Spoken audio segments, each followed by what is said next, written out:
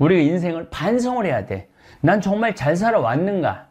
남편으로, 아내로 잘 살아왔는가? 아버지로, 자식으로 잘 살아왔는가? 또 직장인으로서 회사에서 잘 살고 있는가? 심지어 이건 좀 철학적인 얘기지만 난 한 인간으로 태어나서 정말로 인간답게 잘 살고 있는가? 이런 것에 대해서 반성할 필요가 있어요. 전혀 반성하지 않는 사람은 발전할 수 있는 기회를 잃어버리죠.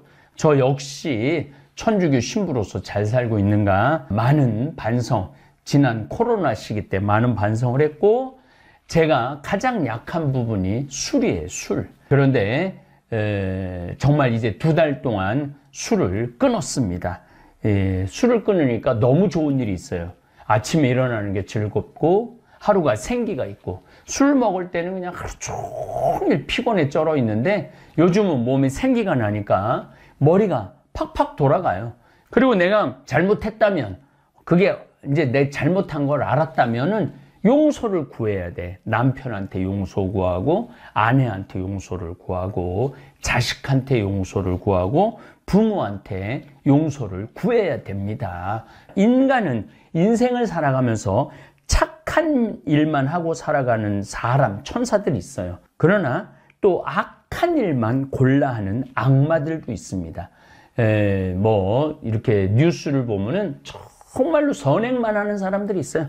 심지어 돌아가실 때 자기가 모은 그 모든 전 재산을 할머니들이 착하게 살고, 이런 분들 다 기부하는 분들이 있어요. 또 어떤 사람들은 세금 떼어먹고 자기 직원들을 착취하고, 이런 악한 악마들도 있어요. 그런데 또 사람은 어떤 때는 착하게 살다가 또 어떤 때는 그 착한 사람이 악하게 변하기도 해요. 그래서 원수를 갚는 경우도 있고, 법이고 윤리고 종교고 다 무시하고 악인으로 변하는 경우도 있죠. BBC에서 진짜 행복하지 않다는 사람들을 모아갖고 이 10가지, 물론 제가 한 3-4가지는 바꿨지만은 10가지를 실시를 하고 나니까 딱 3개월 지나고 난 다음에 다 행복하다고, 이렇게 세상이 행복한지 난 모르겠다고 그랬대요. 그래서 내가 지금부터 오늘 이 시간에는 10가지를 얘기를 할 테니까 여러분들 제가 하는 얘기를 잘 듣고 그대로 하면은 분명히 행복합니다. 현대 하느님은 TV님입니다. 가정방문 다녀보면은 거실 정가운데 누가 모셔져 계셔요? 텔레비전님이 모셔져 계셔요. 텔레비전님이 모셔 계신데 소파는 누굴 향해서 배열되어 있어요? 텔레비전님을 향해서 배열. 말씀하십시오. 당신 종이 듣고 있나이다. 텔레비전님이 시키는 대로 다 합니다. 마가 좋으니 마를 사 먹어라. 그럼 다음날 다 줄 서서 마 사 먹고, 도라지가 좋으니 도라지를 사 먹어라. 그러면 또 다 도라지 사 먹고. 텔레비전이 시키는 대로 하는 거예요. 아침에 일어나고 누구한테 제일 먼저 문안 인사드려요? KBS님 밤새 안녕히 주무셨습니까? 더 기가 막힌 건 주무실 때. 텔레비전님 주무시기 전엔 절대 안 자요. 여러분들처럼 이렇게 젊고 예쁜 본당에 내가 본당 신부를 했었어요. 막 자매들이 막 수다를 떠는, 내가 지나가는데 막 당황해 하면서 어쩔 줄 몰라 하더라고요. 분명히 내 욕을 한 거야, 보니까. 네. 그래서 제가 뭐라고 그랬어요? 그 자매들한테? 괜찮아. 이게 성당 다니면서 본당 신부 욕하는 재미가 최고 재밌는 거야. 네. 아니 뭐 성당 다니면서 그런 욕도 하는 무슨 재미로 살아. 걱정하지 말고 해든 수다 계속 떨으라고. 우리 신부들은 주변님 욕하면서 사는 거예요. 그러니까 사람이 수달 떨면서 살아야지 행복하지, 참고 산다고 다 좋은 건 아닙니다. 절대. 그러니까 참고 살지 마세요. 황창현 신부님의 행복 특강, 지금 바로 시작하겠습니다. 황창현 신부님을 응원하시는 분들은 구독, 좋아요, 알림 설정 부탁드립니다. 마지막에 황창현 신부님이 직접 쓰신 글도 함께 들으시면 좋겠습니다. 자, 여러분들, 저는 수원교구 신부예요. 수원교구 신부인데 저는 뭐 다행히 우리 원주교구 주교님이 허락을 하셔서 여기 평창에 들어와서 살고 있습니다. 근데 사실은 신부는 본당 신부가 최고예요. 뭐라고 그래도 교우들하고 함께, 아이들하고 함께, 할머니 할아버지들하고 함께 살 때 신부는 행복한 거예요. 저는 여러분들 이제 오늘 가시면은 여기 정막 강산이에요. 여기 해 떨어지면요 내 다리도 안 보여요. 내 다리도 해 떨어지면 내 다리도 안 보여. 여기 뭐 여기 아까 잠깐 앉아서 아우 신부님 너무 경치가 좋다고 그러는데 딱 하루 좋은 거예요. 하루 좋은 거지. 이걸 일주일, 2주일 여기 해 떨어져 갖고 뭐 산책 나가면 내 다리도 안 보이는데 어딜 산책을 나가요. 굉장히 외롭습니다. 여기 앞에도 전원 5세대가 돌았는데 3세대가 우울증으로 나갔어요. 그럼 나도 여기서 교우들 뭐 몇천 명 속에서 살다가 평창에 들어와서 살면은 우울증 걸릴 수 있잖아요. 내 동창이 20명이거든요. 동창이 20명이나 되는데 왜 나한테 전화하는 놈 한 놈도 없지? 걔네들이 날 잊은 건 아닐까? 나는 왜 교구 밖으로 와서 이 고생을 하고 살까? 난 우울하다. 그럼 알아주는 놈 누가 있어요? 아무도 없어요. 어떻게 하면 돼? 내가 먼저 전화하면 되잖아. 아주 너무 쉬운 거 아니에요. 내가 전화해갖고 너 성당은 잘 짓고 있느냐? 너 요즘 큰 성당에 갔는데 어떻게 잘 지내냐? 내일은 내 동창이 또 우리 집에 와서 있겠대. 몸이 안 좋아갖고. 그러니까 그 전화를 하니까 동창들이 와서 안식년도 여기 와서 지내고 아프면 여기 와서 지내고 허리 수술에도 와서 지내고 그러니까 외롭지 않은 거예요. 사랑도 먼저 하는 게 중요한 거지 나한테 누가 해주지 않을까? 죽을 때까지 안 찾아옵니다. 남녀의 사랑 문제가 아니라 인간이 살아가면서 그런 거예요. 그러니까 내가 먼저 전화하라는 거예요. 굉장히 중요한 거. 내 동창 중에 지금 보구마국장, 우리 수원교구 보구마국장 내 동창인데 얘가 로마로 유학을 갔어요. 있기 전에도 뭐 친하게 지냈지만 유학을 갔는데 이놈이 한 달에 3번 어김없이 전화하는 거예요. 생태마을 농사는 잘 되냐? 잘 돼. 그럼 또 다음에 전화해갖고 생태마을에 피정은 많이 들어오냐? 많이 들어와. 또 다음에 전화하고 너 몸은 안 아프냐? 안 아파. 다음 달에 또 전화해. 생태마을 피정은 많이 들어오냐? 생태마을에 농사는 잘 되냐? 6년 동안 변함없이 전화하는 거예요. 내가 전화 한 번 우리 성당 여기 사무실로 전화해갖고 우리 사무장한테 우리 저기 황 신부님 뭐하고 지내느냐고 그 정도로. 그러니 싫어할래야 싫어할 수가 있어요? 얼마나 나를 그렇게 전화해주는 고마워. 그 흠이 있다면 꼭 수신자 부담으로 하는 것 빼고는 너무너무 좋아요. 여러분들도 전화번호를 적어놓고 그렇게 하십시오. 자, 우리가 미국에서 10년 전에 하버드 대학에서 교수님 한 분이 행복론이라는 강좌를 열었어요. 그런데 처음에는 많은 사람들이 의아했어요. 왜 의아했냐면 하버드 대학은 어딥니까? 세계 최고의 대학이죠. 쟤네들이 안 행복할 일이 뭐가 있느냐. 좋은 대학에 가고 미래가 보장되어 있는 아이들인데. 그래서 처음에 수강생들이 7명밖에 안 됐어요. 그런데 해가 가면 갈수록 하버드에서 가장 인기 좋은 강좌가 행복론이 됐어요. 마지막에는 요즘은 거의 1000명 정도 듣는다고 그래요. 학생이 1000명이. 그러니까 거의 다 듣는다고 봐야죠. 사실은 우리가 이 세상을 사는 이유가 뭐예요? 행복하려고 사는 거 아니에요? 이 세상을 사는 이유가? 내가 자식 공부 열심히 시키고 내가 돈 많이 벌고 여러분들처럼 좋은 아파트 환경 좋은 데 가서 사는 이유도 다 뭐예요? 행복하기 위한 거예요. 그런데 이걸 뒤집어 보고 자세히 들여다보면은 행복이 뭔지를 모르고 어떻게 하면 행복하게 사는지를 모르고 내가 어떻게 돈을 쓰면 행복하게 사는지를 모르는 사람들이 대부분이에요. 뭐 때문에 사는지를 모르는 사람이 너무 많아요. 그래서 우리나라는 자 초등학교 태어나면서부터 공부하기 시작합니다. 어디 들어가려고? 서울대학 들어가려고. 그래갖고 서울대학이 몇 퍼센트 들어가요? 1% 들어가요. 그럼 나머지 99%는 무슨 생각이 들어요? 참 난 불행하다. 그런 생각 참 많이 해요. 그리고 그 부모는 내가 서울대학에 들여보내려고 있는 돈 없는 돈 다 쏟아붓는데 내 자식이 서울대학 못 가고 저 지방 무슨 3대학에 들어갔어. 그럼 부모는 어떻게 생각해? 부모도 나도 불행하다고 생각하는 거예요. 애도 불행하고 본인도 불행하고. 그럼 서울대학 들어가는 애는 행복하냐? 밥 먹고 공부만 안 해갖고 20살 때까지 공부만 해갖고 서울대학에 들어가는 애는 행복하냐? 저는 아니라고 생각해요. 그래갖고 직장에 겨우 들어간 이제는 20대 백수 천지입니다. 아예 직장 들어가는 걸 포기해요. 길이 없으니까.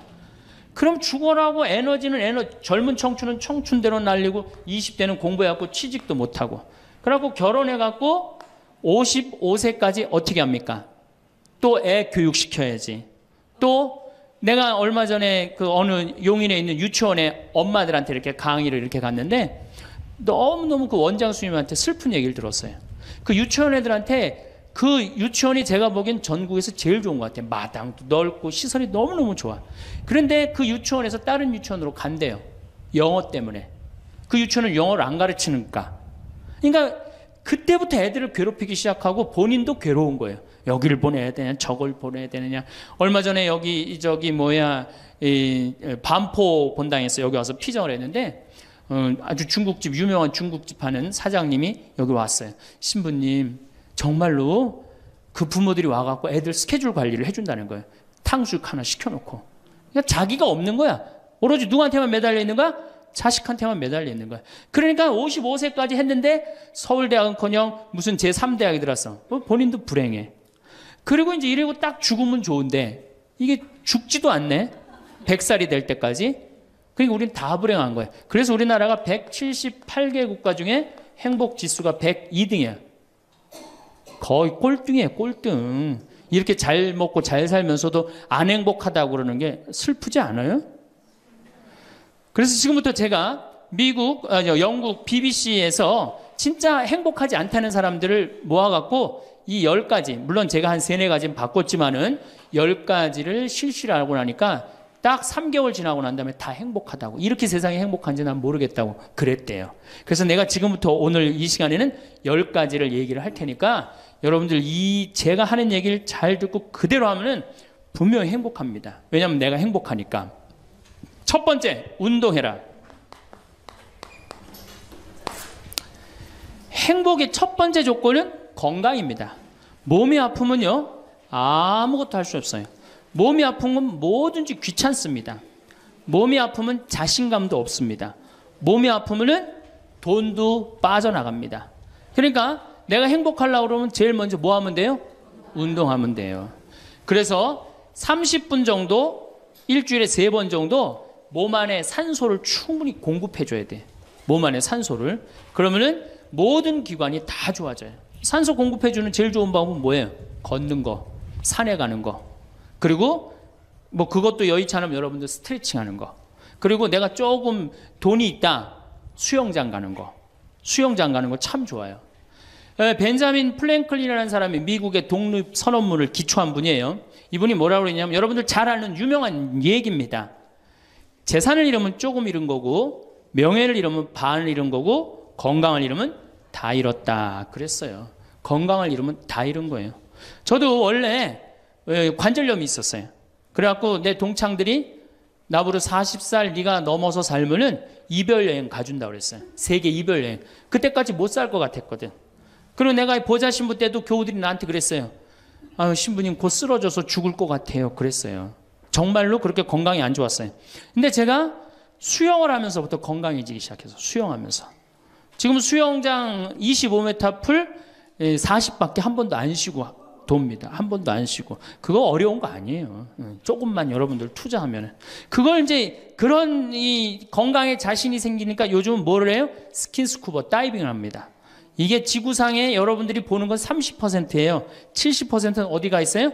바다에 가 있어요. 바다 안에 들어가 보면 정말로 아름답고 신비해요. 그러니까 건강하니까 옛날엔 꿈도 못 꿨죠. 제가 바다에 들어간다는 건 꿈도 못 꿔. 나 하나 걸어 다니기도 힘들었는데. 근데 지금은 너무너무 좋고 행복해요. 건강의 행복의 첫 번째 조건은 뭐예요? 건강이야. 여러분 오늘 당장에 집에 가갖고 신부님 지금 애 키우고 너무 돈이 좀 빠듯합니다. 쉬운 방법이 하나 있어요. 집에 가서 학원 끊어요. 애들 학원. 학원만 끊으면 여러분들 뭐가 생겨? 돈이 생겨요. 그 돈 가져와갖고 여러분들 건강 먼저 챙기세요. 그게 자식을 위하는 길이에요. 그래서 행복하려면 뭐 해라? 운동해라.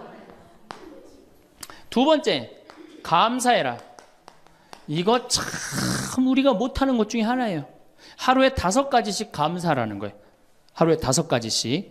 저는요, 이 얼굴은 제가 씹다 뱉은 수제비 같이 생겼어도 이 목소리 하나는 정말로 100만 불짜리라고 그래요. 목소리 좋죠? 제가 이렇게 강론을 잘 못해도 할머니들이 제 손을 꼭 잡고 항상 뭐라 그러냐면 신부님 너무 강론이 귀에 쏙쏙 들어온다고. 그게 강론을 잘하는 게 아니에요. 제 목소리 톤이 이렇게 대중한테 귀에 쏙쏙 들어가는 톤이에요. 얼굴은 씹다 뱉은 수제비 같이 생겼어도 목소리 좋은 건 신부한테는 최고 선물 아니에요? 아니 내가 얼굴 못생긴 거 이거 원망한들 이거 다시 바뀝니까? 안 바뀌어요. 제가 키가 1m 원래는 67이었어요. 아, 근데 30대 후반이 되니까 66으로 줄어들더라고. 아, 요즘 재보니까 65로 떨어지고 있어요. 자꾸 이게 쭈그러들어, 키가. 그래, 내가 키가 1m 70이 안 넘는다고 원망한들 다시 늘어납니까? 여러분들 중에 내가 가지지 못한 거 아무리 안타까워해도 절대 가질 수 없어요. 내가 머리가 깡통이야. 근데 아무리 두들겨 팬다고 걔가 똑똑한 놈 됩니까? 한 번 깡통은 영원한 깡통 되는 거예요. 그런데 애는 깡통인 현실은 무시하고 내 희망이 서울대학이라고 애를 괴롭히면 여러분들 행복할 것 같아요? 행복하지 않아요. 내가 가지고 있는 것을 감사하는 거. 이거 굉장히 중요합니다.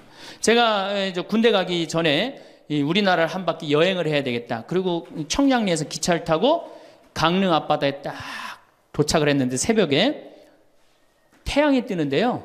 구름 한 점 없는 바다에서 태양이 뜨는데요. 불덩어리가 떠오르는 거예요. 전 지금도 그걸 보여주게 하신 하느님 아버지한테 정말 감사해요. 여러분들 그런 태양 보신 적 있으세요? 3대가 공을 쌓아야지 봅니다. 바닷가에 사는 사람들도 잘 못 봐요. 왜냐하면은 뛸 때 항상 구름이 이렇게 깔려 있지 그냥 맨 바다가 있기는 그것이 절대 쉬운 게 아니에요. 근데 내 그때 그 막 군대 가기 바로 직전에 하느님께서 그 태양을 보여주실 때 제 마음이 어떻겠어요? 이거는 얼마나 감사해요. 그러니까 매일매일 감사해야 돼요. 저는 맨날 수원에 있는 어머니 아버지한테 감사하잖아요. 이렇게 인사. 예. 이렇게 목소리 좋게 놔주셔서 감사하다고. 또 작년에 제가 아프리카를 갔었어요. 아프리카를 갔는데 세렝게티 초원을 갔어요. 세렝게티 초원이 얼마나 넓으냐면 서울서부터 대전까지 한 평야예요. 딱 한눈에 펼쳐져요. 믿어지지가 않죠. 가서 보세요. 신부님 무슨 돈으로? 학원만 안 보내면 다 생깁니다. 학원만 안 보내면 다 생겨요. 그런데 서울서부터 대전까지 딱 펼쳐졌는데 마침 누때 이동 시기에 우리가 같이 이렇게 다니는 거하고 맞물렸어요. 200만 마리가 이동을 하는데 여러분들 200만 마리 상상이 가요? 그 푸른 초원에 누때 200만 마리가 이동을 하는데 내가 이 하느님이 창조의 세상에 내가 들어와 있구나. 그걸 느끼는 거예요.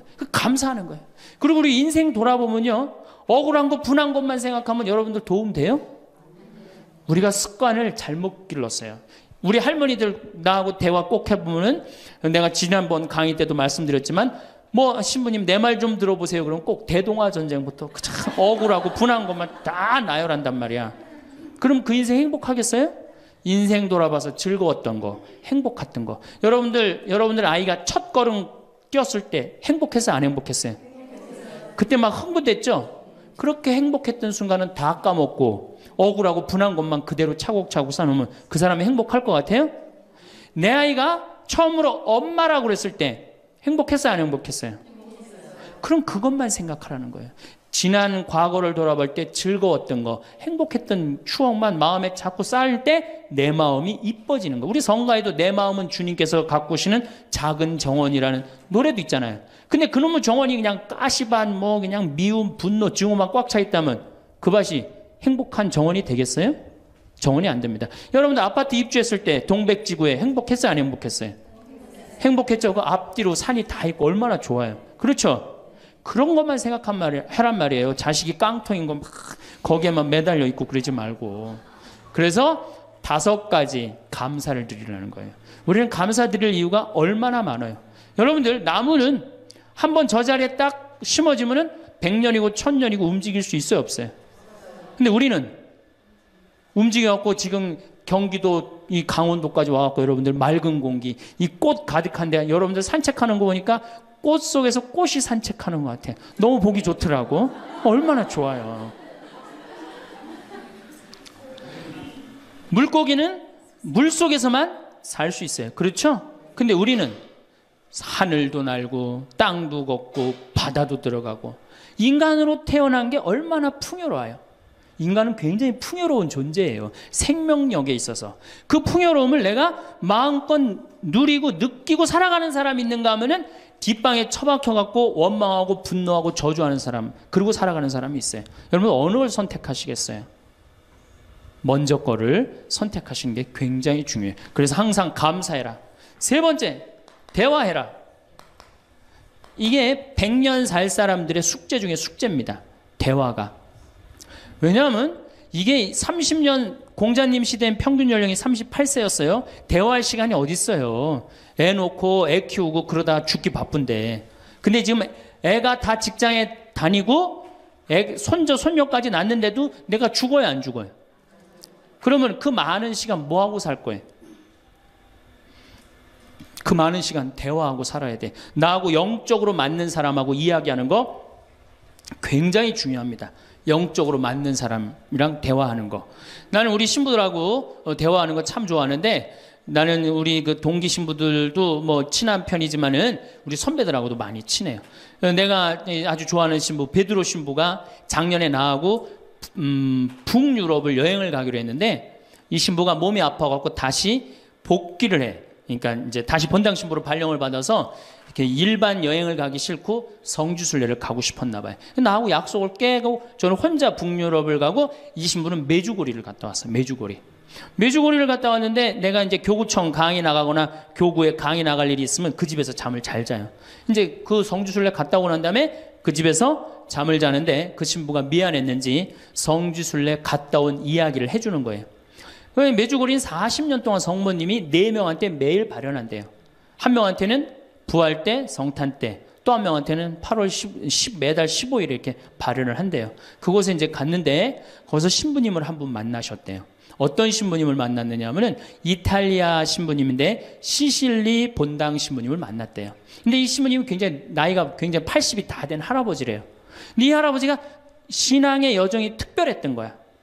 이 할아버지 신부님은 태어나면서부터 엄마가 뭐라고 그랬냐면 너 신부 되라 그랬대요. 그러니까 머릿속에 딱 신부에는 아무것도 박혀 있는 게 없는 거예요. 그리고 엄마가 얼마나 무서웠느냐 하면은 줄미사를 빠지면은 빨개 벗겨갖고 내쫓았대요. 신부 될 놈이 줄미사를 빠진다고. 그리고 일주일 굶겼대요.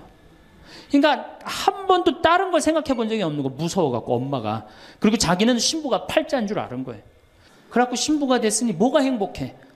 자기가 원한 것도 아닌데 이끌려서 그냥 신부가 됐는데, 그래갖고 정말로 신앙심 없이 이 신부님이 10년을 그냥 살았대요. 그 신부님도 아마 엄마 죽으면 이제 관둘라고 이제 이게 언제 죽나 기다리는데, 이제 사제로 생활을 한 지 10년이 됐는데 자매들하고 어느 날 같이 있는데 자매 중에 하나가 마귀가 걸린 거예요. 그래갖고 막 마귀짓을 하는 거예요. 막 마귀짓을 해요.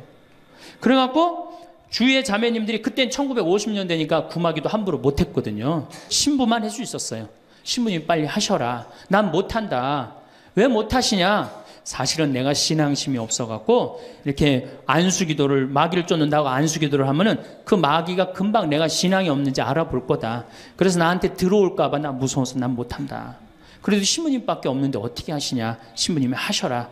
그래서 어쩔 수 없이 구마기도를 했대요. 머리에 손을 얹고 뭐라고 이 신부님이 기도했느냐면, 마귀야 부탁이니 제발 나한테만 들어오지 말아다오, 이렇게 기도를 했대요. 그런데 마귀가 나간 거예요. 그래갖고 자매가 깨어나고, 신부님 너무 감사하다고, 나 마귀 쫓아내줘서. 그런 소리 하지 마라. 난 마귀 쫓아낸 적 없다. 그저 나한테만 들어오지 말라고 그랬다. 아니라고. 신부님이 머리에 손을 얹었을 때 성령의 힘이 얼마나 셌는지 마귀가 자기를 끌고 나가려고 그랬는데 못 끌고 나갔다는 거예요. 그때 신부님 마음이 조금 뜨거워진 거예요. 나같이 신앙심 없고 나같이 이게 수동적인 인간도 주님께서 도구로 쓰시는구나. 그래서 조금 마음이 열렸어요. 마음이 열려도 이 신부님은 너희는 모두 이것을 받아 먹어라. 이는 너희를 위하여 내어줄 내 몸이다. 이렇게 하면서도 20년 동안 미사를 하면서도 정말 거룩한 변화가 일어날까 의심을 했었대요. 아직도 내 신앙이 약하니까 안 일어나겠지. 근데 20년째 너희는 모두 이것을 받아 먹어라. 이는 너희를 위하여 내어줄 내 몸이다. 그러는데 예수님의 목소리가 딱 나와서 예수님이 하는 걸 느끼겠더래요. 그러니까 미사도 누가 지내는 게 아니다? 내가 지내는 게 아니라 내 몸을 빌어서 예수님이 지내는구나. 이탈리아 시실리섬 본당 신부인데 이게 마음이 너무 뜨거워진 거예요. 뜨거워져갖고 어떻게 했느냐? 길거리에 뛰쳐나가고 선교를 하기 시작한 거예요. 그래서 7,000명을 선교를 했대요. 그냥 대단한 거죠. 그거 대단한 거예요. 근데 이 신부님이 이제 예수님도 사랑하고 신앙심도 굳고 사제로서 이제 너무 행복해. 그런데 문제가 하나 있어요.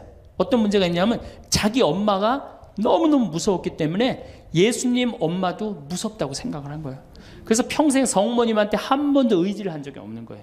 간구를 해본 적도 없고. 내가 이렇게 사제로서 이제 모든 게 다 됐는데 우리 성모님한테 내가 우리 예수님, 이 좋은 예수님 낳아주신 성모님을 사랑해야 되지 않겠느냐. 그래서 보스니아 크로아티아에 있는 메주고리에 이제 운전을 하고 갔대요.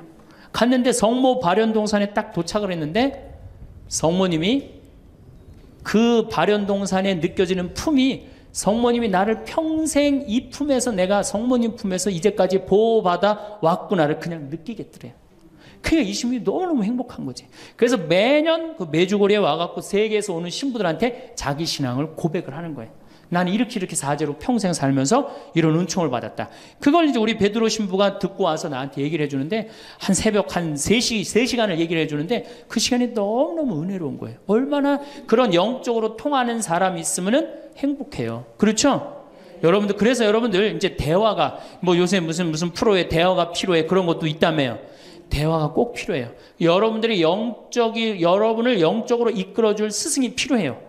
신부님, 나는 사실은 저 사람이 굉장히 마음에 드는데 저 사람이 나한테 관심이 없어요. 저 사람이 영적으로 깊은데. 그러면은요, 내 돈 들여서 먹을 거 사주면서 얘기하시면 돼요. 여러분들, 내가 뭘 얻으려면 반드시 어떻게 해야 돼요? 투자해야 됩니다. 그러니까 영적으로 깊은 사람 선물도 사주고, 예? 밥도 사줘가면서 내가 접근해야지. 가만히 있는데 누가 나를 봐줘요. 적극적이어야 돼. 적극적이어야 돼. 그래서 대화 꼭 여러분들 필요하다는 거. 제일 좋은 건 남편이죠. 근데 남편이 안 되면은 주위에 다른 사람들, 주위에 영적으로 깊은 사람들 많아요. 또 뭐 판교가 뭐 땅값이 좋대더라, 뭐 동탄에 그 아파트 거기 상가가 좋대더라, 이런 사람 말고 정말로 삶의 질이 높은 사람, 영적으로 하느님 나라를 정말 갈구하는 사람, 이런 사람하고 가까이 지내고, 그런 사람한테 가까이 지내려면 어떻게 해야 돼? 내가 먼저 다가서야 돼요. 그래서 대화가 꼭 필요하다. 네 번째, 공부해라. 이거 정말로 중요한 것 중에 하나예요. 우리가 초등학교 6년, 중고등학교 6년, 대학교 4년 배워서 몇 살까지 울고 먹어요? 50까지. 실질적으로는 대학교 졸업하고 2년만 지나면 자기가 배운 게 다 끝난대요. 그런데도 우리는 공부 안 하고 어떻게 해? 그냥 사는 거예요. 50부터 100살까지 남은 인생 또 50년 남았는데 어떻게 해요? 그냥 사는 거예요. 아니, 용감해도 그렇게 용감할 수가 있어요? 공부를 안 하고? 저는 제가 신부가 돼서 환경에 너무너무 관심이 많았어요. 그런데 저는 인문학을 공부했잖아요. 종교 철학, 뭐 신학 이런 걸 배웠는데 환경을 딱 접근하니까 너무 어려워. 무슨 BOD가 어떻고, 뭐 COD가 어떻고, PPM이 어떻고, PPT가 어떻고, PPB가 너무너무 어렵더라고요. 그래서 내가 공부를 해야 되겠다. 그래서 아주대학교 산업공학과 환경공학과에 공부를 했어요. 대학원을. 2년을 공부하고 나니까 석사 학위가 나오더라고요. 석사 학위가 나오니까 환경부에서 연락이 왔어요. 신부님, 지금 전국적으로 60명 환경 강사를 모집하는데 천주교에 보니까 공학 석사 하겠다 하신 분이 계시니까 좀 나와주라고. 그럼 해라고. 그래갖고 이제 한강 관리청인가 하여튼 어디에 제가 이름이 등록이 됐어요. 전국으로 다 뿌려졌어요.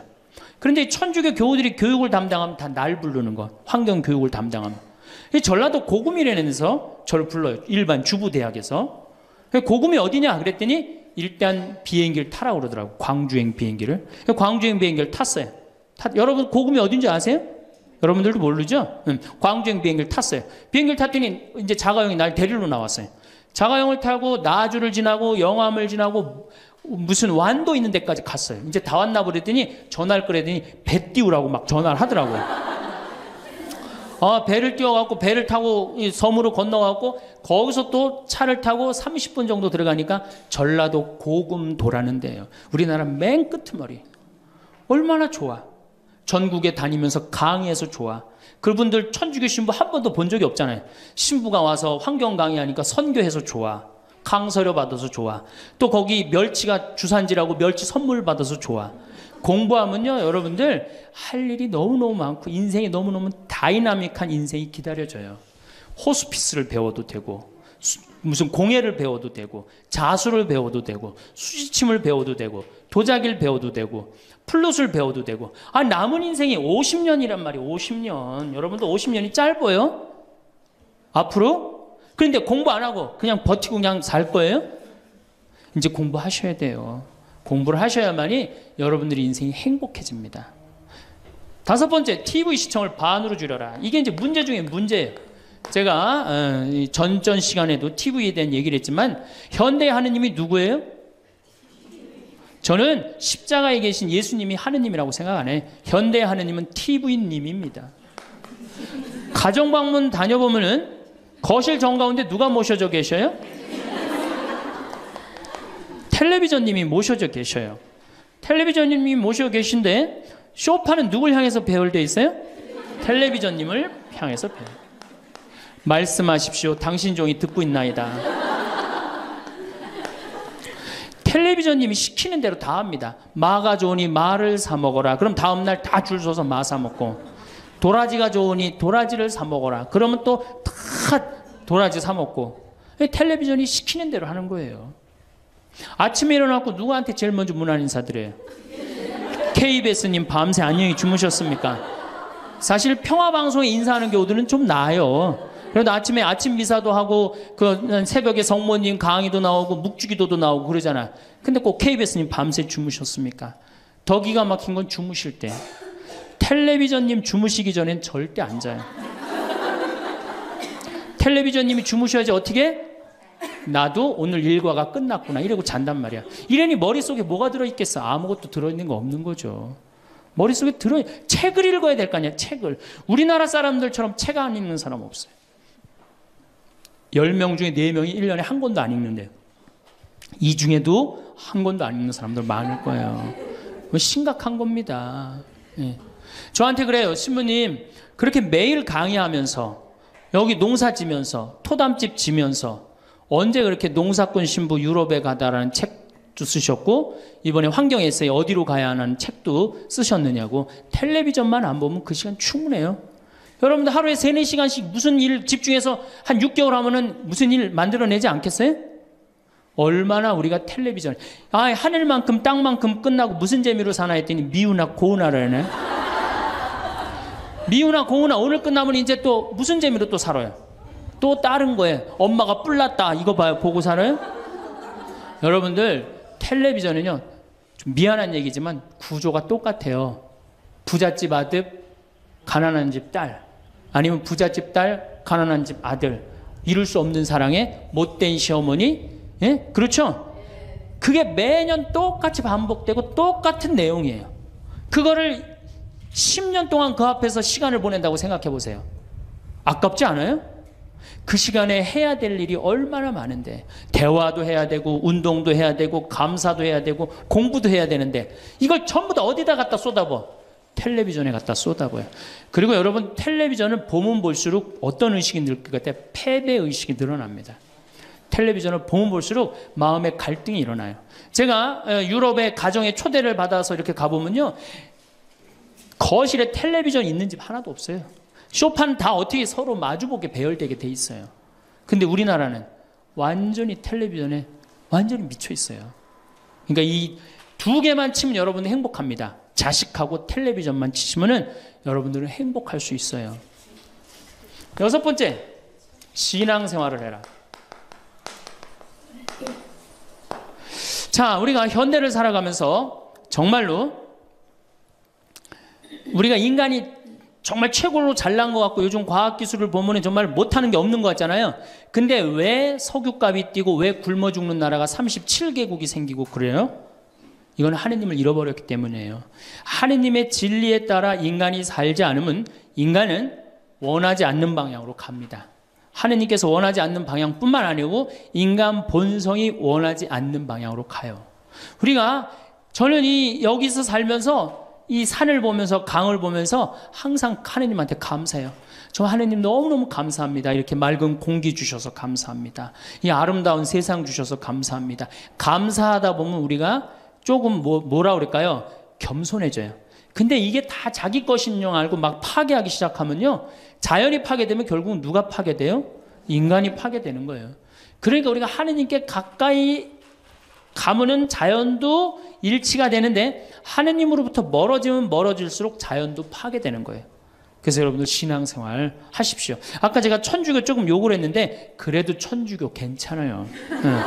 아주 제가 보기에는 무슨 우리 교우들 어두운 데로 안 끌고 가요. 더욱이 내 동창 중에 또 옛날에 죽산성당 아시죠? 죽산 성지 있는 데 있죠? 거기 내 동창 신부가 그 본당 신부로 있었는데 그 신부가 너무 재미난 얘기를 해줬어요.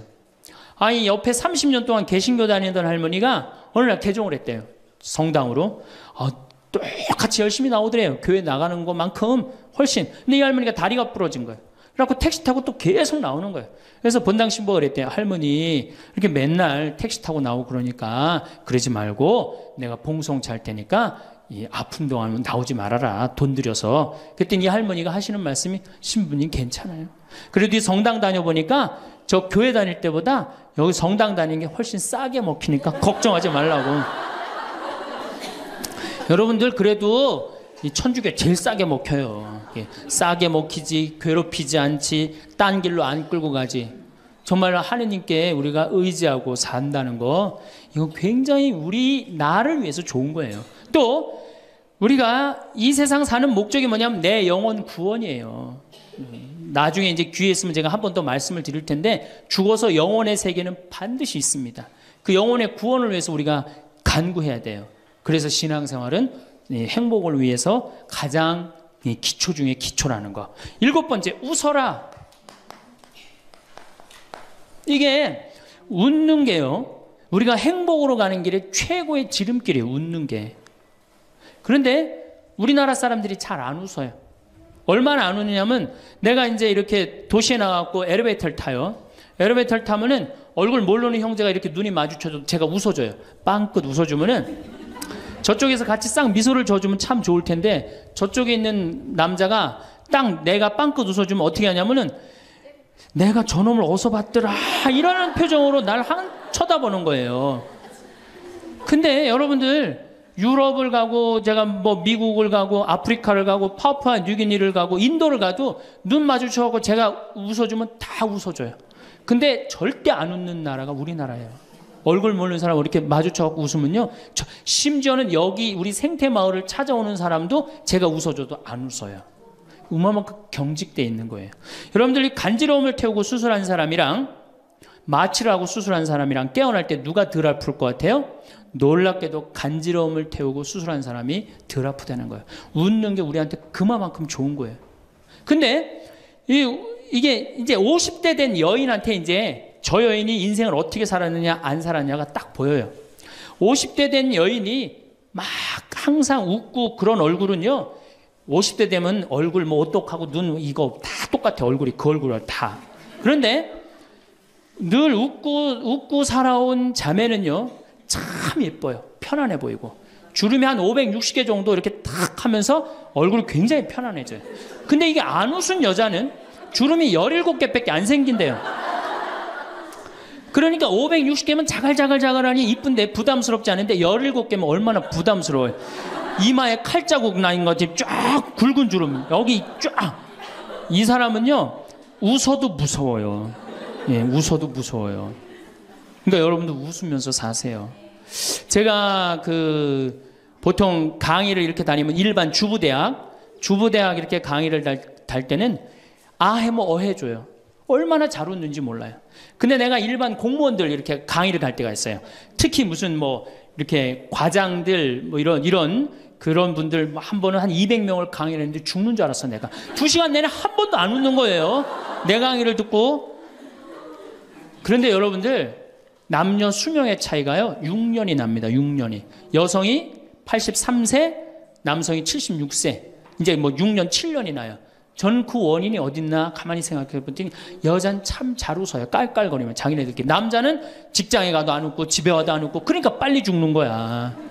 여러분들 오늘 여기서 많이 웃었으니까 내가 보기에는 120살이 아니라 123살까지 살 것 같아요. 네. 오래 살으면 안 되긴 안 되는데 안 죽는 걸 어떻게 해요? 이제 안 죽는 걸 어떻게 해요? 나도 그거 잘 아는데 여러분들 민주주의하고 공산주의가 결정적으로 갈린 이유가 뭐라고 생각하세요? 승패가 어디에 있다고 생각하세요? 저는요 공산주의를 이렇게 보면요 웃음이 없어요. 그렇죠? 가만히 생각하면 공산주의 생각하면 소련, 동독 이런 거 생각하면 웃음이 있어요 없어요?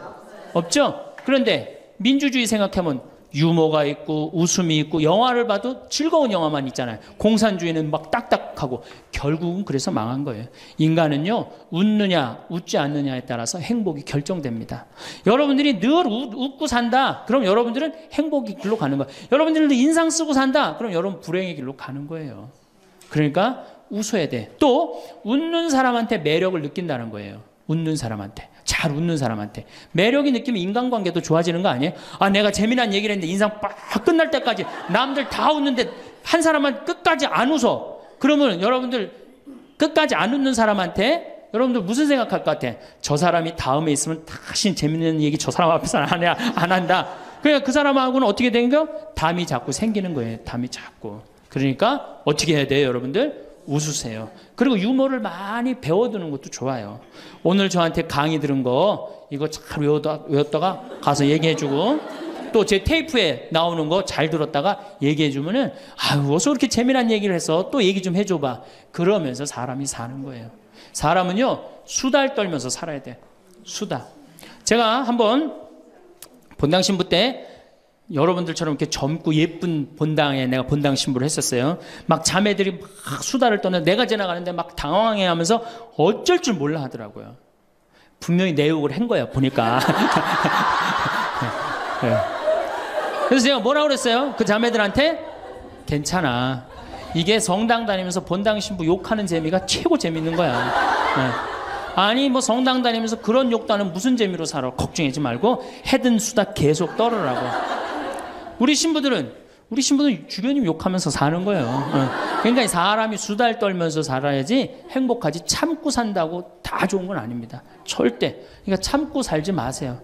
제발. 이거 우리 성당에 뭐 원수를 사랑해라, 왼뺨을 대면 다른 뺨을 돌려대라, 이거 아주 미치는 교리 중에 하나예요. 여러분들 다 사랑할 수 있어요? 여러분들 주위에 있는 사람 다 사랑할 수 있어요? 다 사랑하는 사람 딱 두 종류예요. 미치든가 예수님처럼 빨리 죽든가. 둘 중에 하나예요. 우리는 다 사랑할 수 없어요. 그러니까 다 사랑하려고 그러다가 미치지 말고, 내가 좋은 사람, 내 마음에 드는 사람에 더 많은 시간을 뺏기고, 아니 뾰족한 놈이 있단 말이야. 별난 놈이 있고. 예? 그렇죠? 아, 근데 내가 이 사람한테 가면 자꾸 찔려. 그런데 성당에 갔는데 서로 사랑하시오 그래갖고 다음에 또 갔는데 여기 또 찔려. 아, 그래갖고 또 너무 미운데 성당에 가니까 또 내 탓이오 3번 하고 난 다음에 사랑해 가서 또 찔려.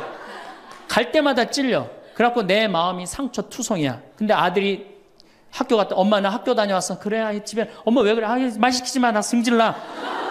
여러분들 차라리 그렇게 찔리는 게 나아요, 그 사람을 안 보고 기쁜 마음으로 있다가 아들을 기쁘게 맞이하는 게 나아요.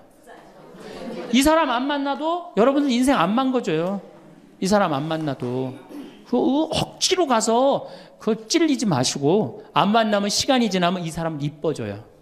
근데 막 가서 막 들이대고 막 이게 삐죽한 놈한테 가갖고 계속 나는 구역장이니까 끝까지 사랑해야지 그러고 가다가 미치든지 죽든지 둘 중에 하나를 합니다.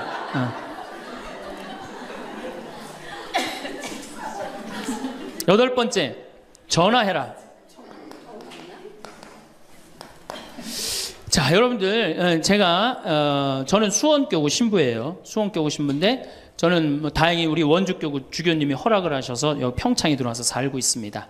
근데 사실은 신부는 본당 신부가 최고예요. 뭐라고 그래도 교우들하고 함께, 아이들하고 함께, 할머니 할아버지들하고 함께 살 때 신부는 행복한 거예요. 저는 여러분들 이제 오늘 가시면은 여기 정막 강산이에요. 여기 해 떨어지면요, 내 다리도 안 보여요. 내 다리도. 해 떨어지면 내 다리도 안 보여. 여기 아까 잠깐 앉아서 아우 신부님 너무 경치가 좋다고 그러는데 딱 하루 좋은 거예요. 하루 좋은 거지. 이걸 일주일, 2주일 여기 해 떨어져 갖고 뭐 산책 나가면 내 다리도 안 보이는데 어딜 산책을 나가요. 굉장히 외롭습니다. 여기 앞에도 전원 5세대가 돌았는데 3세대가 우울증으로 나갔어요. 그럼 나도 여기서 교우들 뭐 몇천 명 속에서 살다가 평창에 들어와서 살면은 우울증 걸릴 수 있잖아요. 내 동창이 20명이거든요. 동창이 20명이나 되는데 왜 나한테 전화하는 놈 한 놈도 없지? 걔네들이 날 잊은 건 아닐까? 나는 왜 교구 밖으로 와서 이 고생을 하고 살까? 난 우울하다. 그럼 알아주는 놈 누가 있어요? 아무도 없어요. 어떻게 하면 돼? 내가 먼저 전화하면 되잖아. 아주 너무 쉬운 거 아니에요. 내가 전화해갖고 너 성당은 잘 짓고 있느냐? 너 요즘 큰 성당에 갔는데 어떻게 잘 지내냐? 내일은 내 동창이 또 우리 집에 와서 있겠대. 몸이 안 좋아갖고. 그러니까 그 전화를 하니까 동창들이 와서 안식년도 여기 와서 지내고 아프면 여기 와서 지내고 허리 수술에도 와서 지내고 그러니까 외롭지 않은 거예요.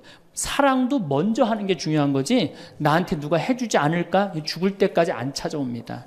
남녀의 사랑 문제가 아니라 인간이 살아가면서 그런 거예요. 그러니까 내가 먼저 전화하라는 거예요. 굉장히 중요한 거. 내 동창 중에 지금 복음화국장, 우리 수원교구 복음화국장 내 동창인데 얘가 로마로 유학을 갔어요. 있기 전에도 뭐 친하게 지냈지만 유학을 갔는데 이놈이 한 달에 3번 어김없이 전화하는 거예요. 생태마을 농사는 잘 되냐? 잘 돼. 그럼 또 다음에 전화해갖고 생태마을에 피정은 많이 들어오냐? 많이 들어와.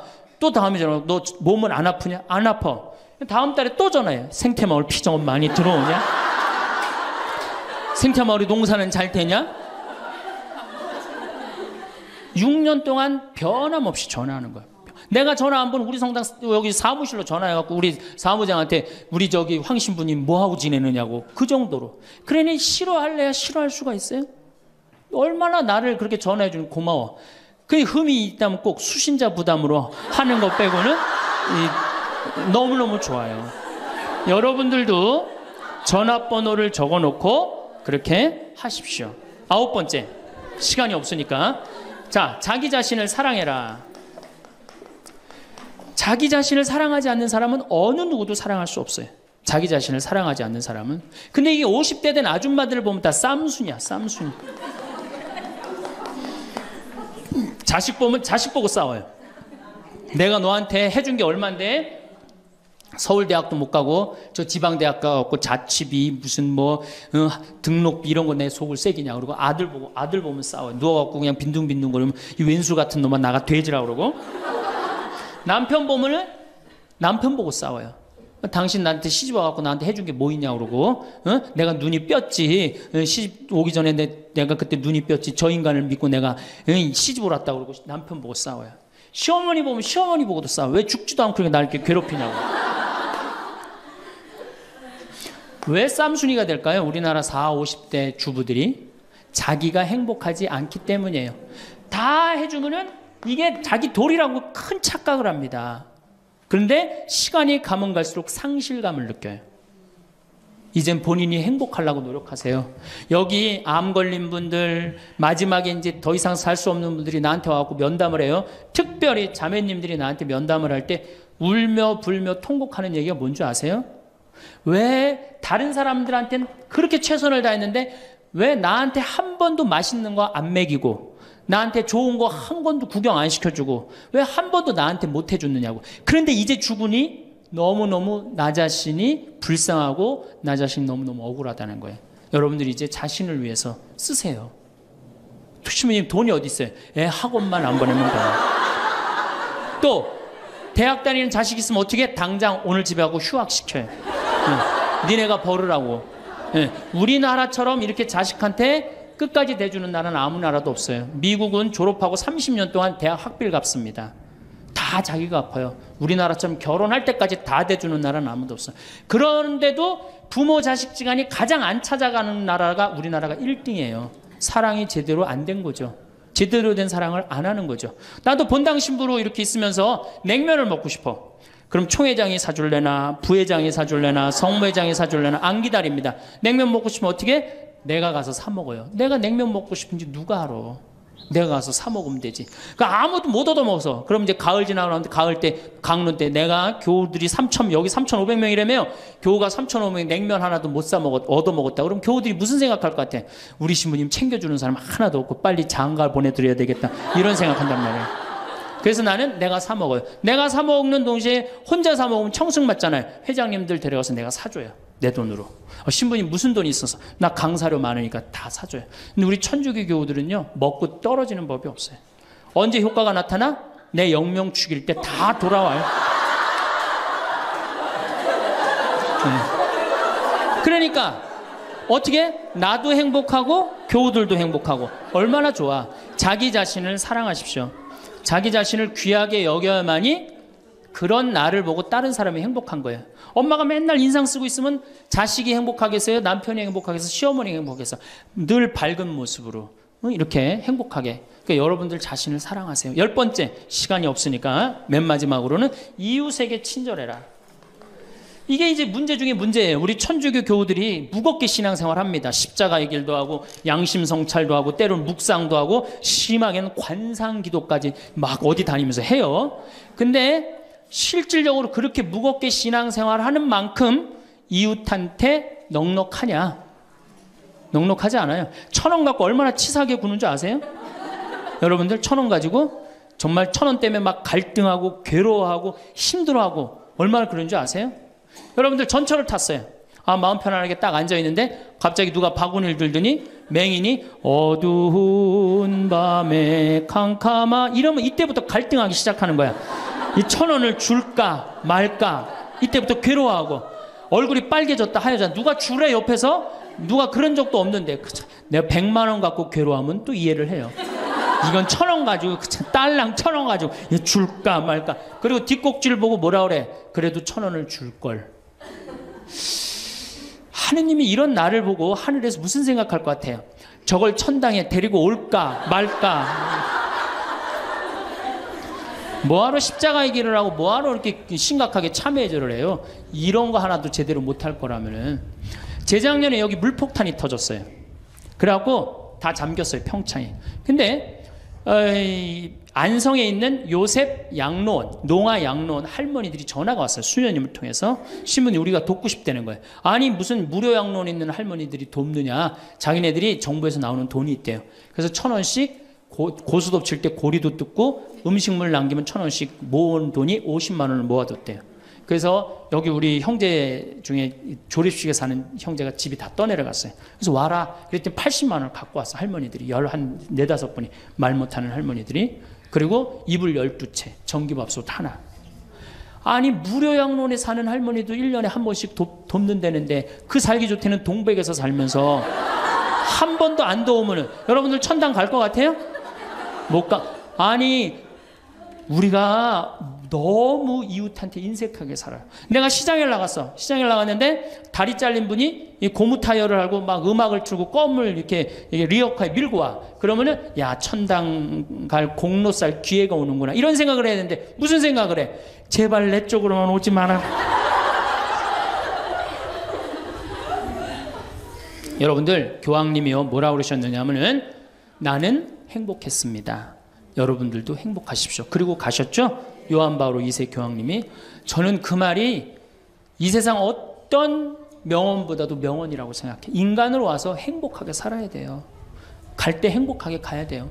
여러분들 신앙생활하는데 우울하게 하면 안 됩니다. 정말 내가 하느님 믿는 거 아니야. 온 우주의 아버지가 내 아버지 아니에요. 주인이 얼마나 행복해. 뭐 때문에 여러분 고통스러운지 아세요? 욕심 때문에 고통스러운 거예요. 그 욕심만 조금만 내다버리면 마음이 얼마나 자유로워요. 다닐 때도 얼마나 많고 구경할 때도 많고 얼마나 아름다워요. 우리 그냥 대한민국처럼 아름다운 나라가 어디 있어요. 세계에서 제일 아름다운 나라가 대한민국이에요. 다녀볼 때 너무 많아. 결론으로 자 여러분들 지금 오늘 이제 집에 가면은 당장에 경복궁 먼저 가세요. 경복궁의 비원을 한번 가보세요. 그 조경이 얼마나 멋있어. 뭐 남편 손을 잡든 자식 손을 잡든 친구 손을 잡든 가갖고 도시락 해갖고 거기서 딱 까먹으면 바로 왕비만 막 바로 되는 거 아니에요? 옛날엔 거기 누가 들어갔어요? 지금은 들어갈 수 있어요 없어요? 있잖아요. 5,000원 10,000원만 내면 5,000원만 되면 왕비가 될 수 있는데 그 행복한 길을 우리가 땅바닥 우울하게 쳐다보느냐고 못 찾아가고 있는 거예요. 그래서 전 여러분들이 행복했으면 좋겠어요. 여러분들이 행복해야지 대한민국이 행복합니다. 예, 감사합니다.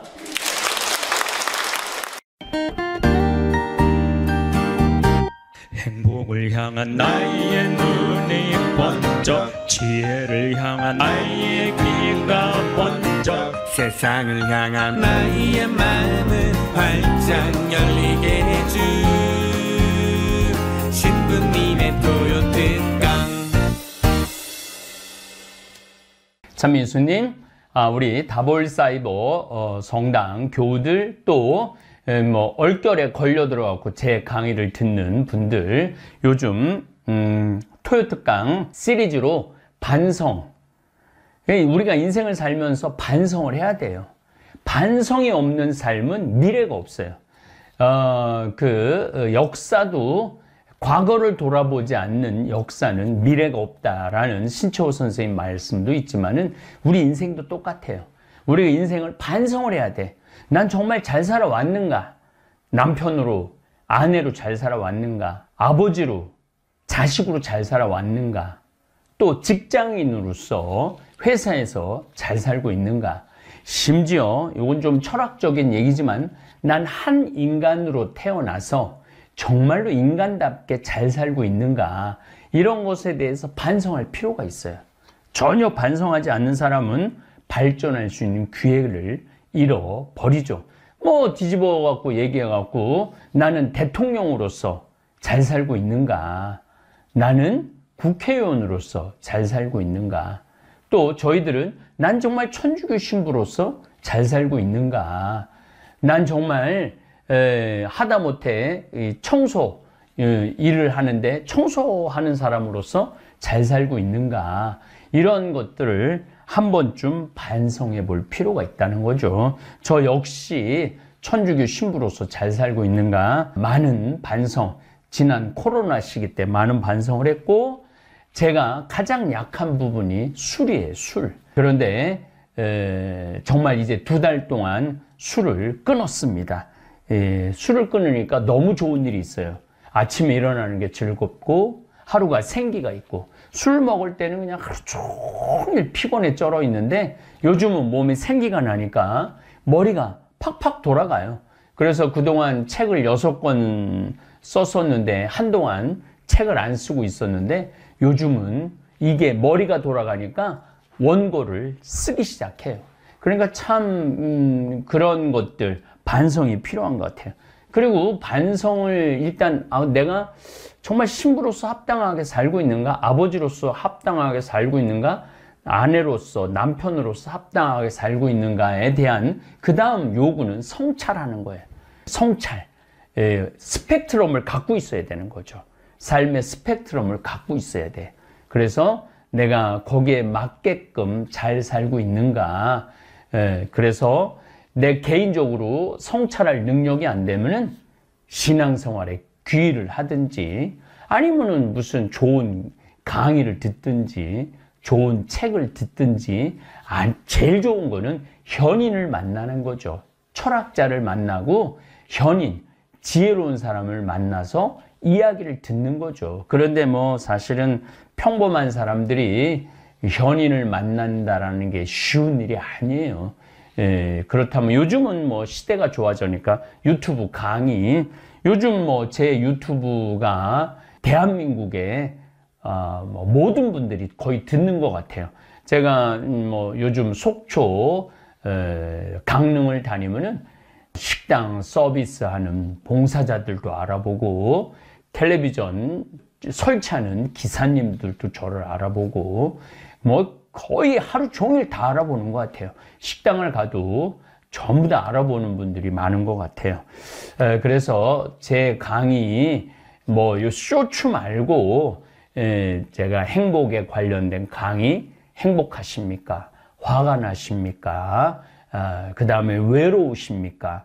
성당에 왜 다니십니까? 하늘나라의 여권, 뭐 여러 가지 또 환경에 관련된 강의들이 굉장히 많습니다.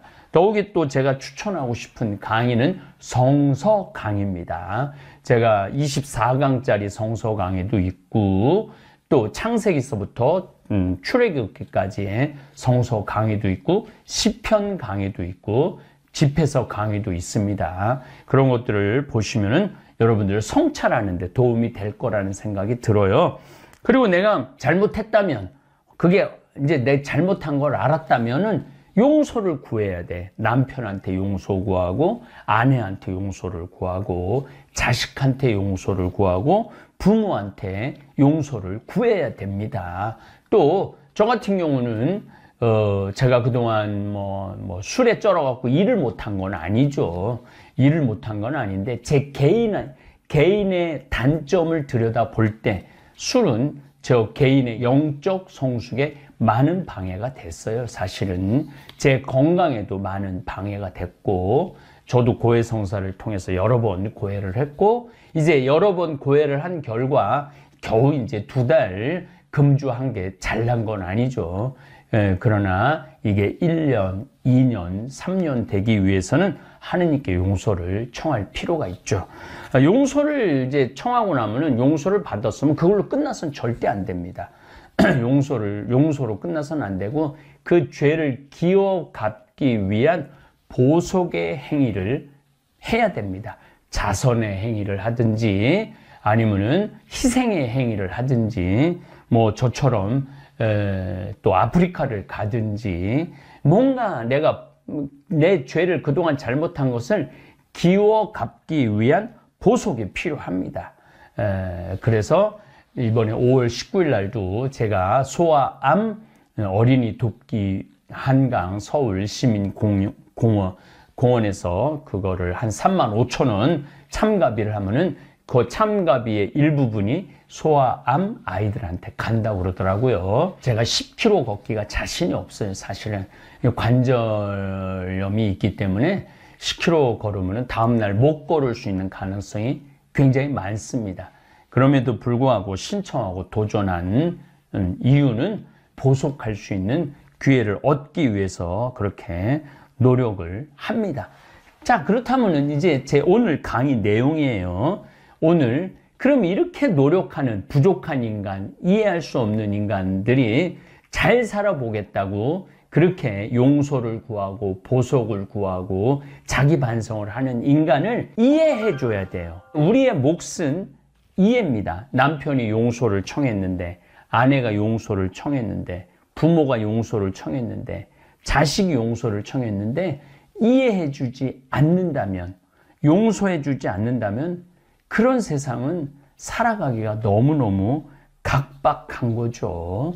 그래서 오늘 강의를 듣는 여러분들한테 제가 바라고 싶은 건 바로 이 이해입니다. 이해, 인간을 이해를 해야 돼요. 인간이 참 부족한 존재예요. 남자는 여자를 이해해야 되고 여자는 남자를 이해를 해야 되죠. 그런데 참 그 이해가 어려워요.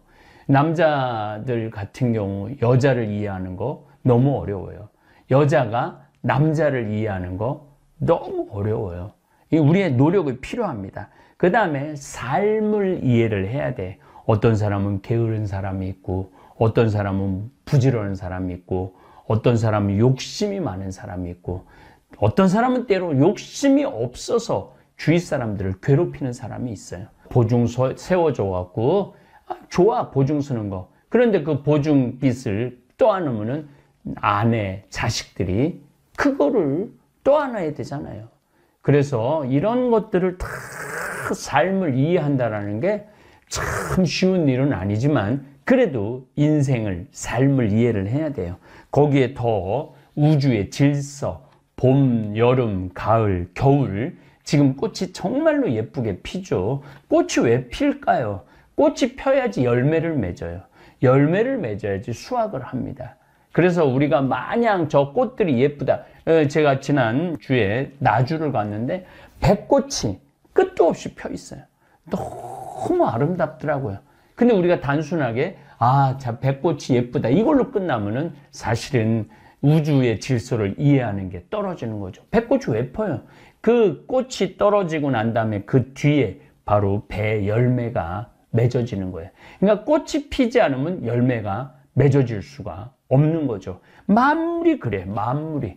그래서 봄에 꽃이 피고, 여름에 열매를 맺고, 가을에 수확을 하고, 겨울에 쉬는 것이 우주 질서예요. 우리 인생도 마찬가지예요. 여러분들 지금 16살서부터 24, 5살짜리 아가씨들, 청년들 봐요. 꽃이 피잖아요. 얼마나 아름다워요. 정말로 옆에 있으면 생기가 나고 향기가 납니다. 그 왜 꽃이 피겠어? 하느님의 질서 안에.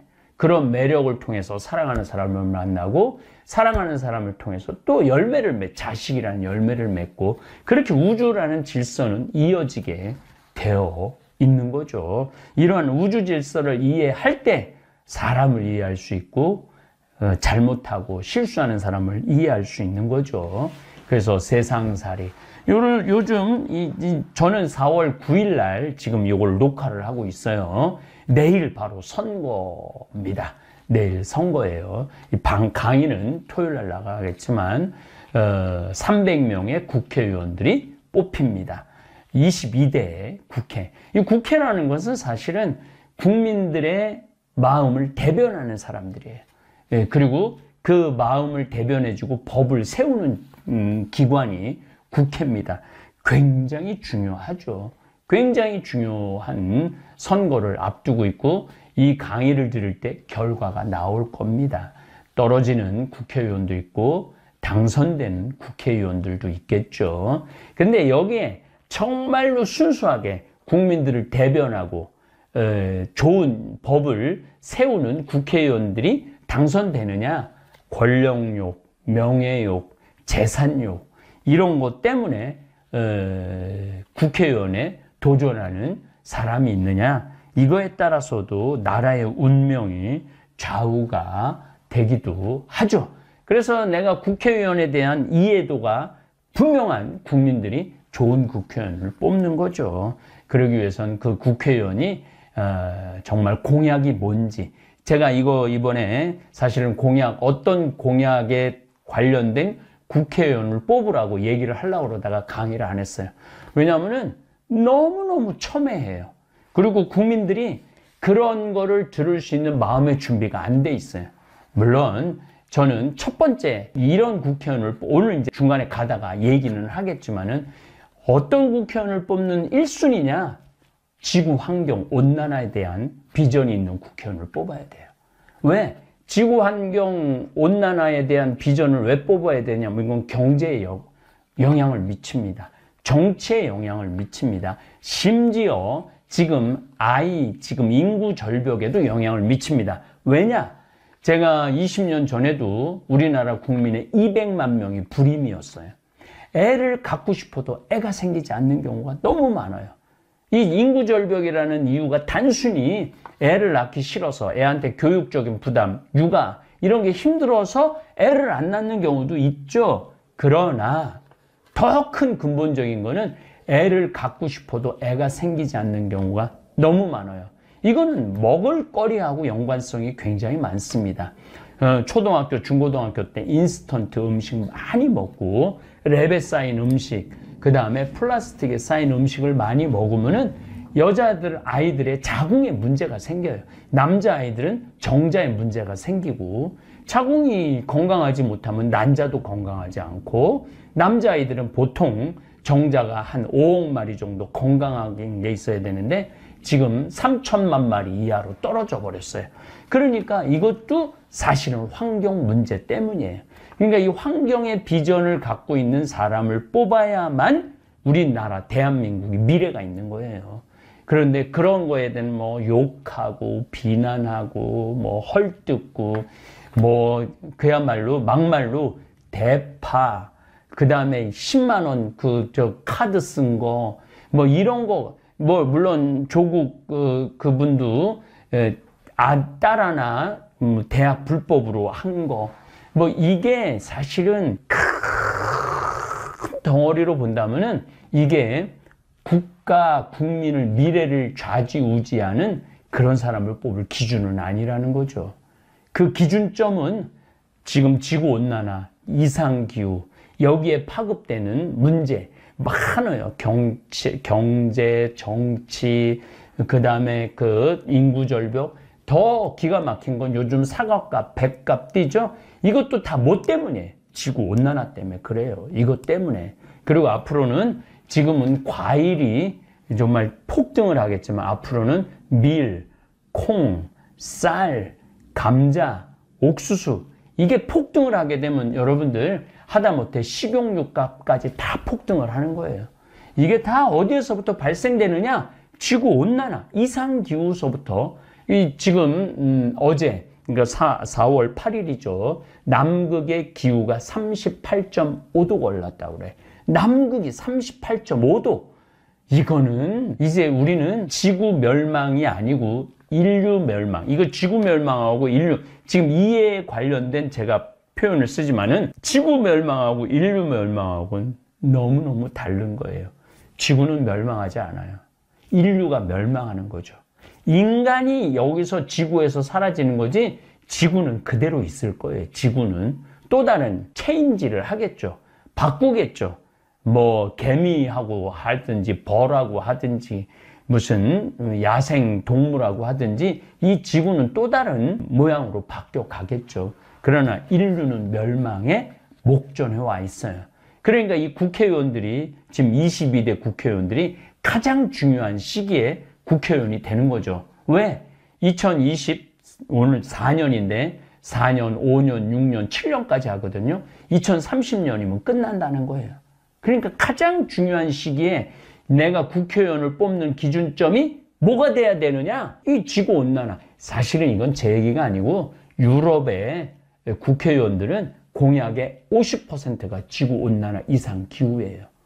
근데 제가 이번에 열어보고 뜯어보고 확인해 본 결과 이런 비전을 제시하는 국회의원은 없더라 이거예요. 뭐 대통령 탄핵, 무슨 영부인 여사, 뭐 특검, 뭐 이런 거에만 우리가 지금 매달려 있는 거예요.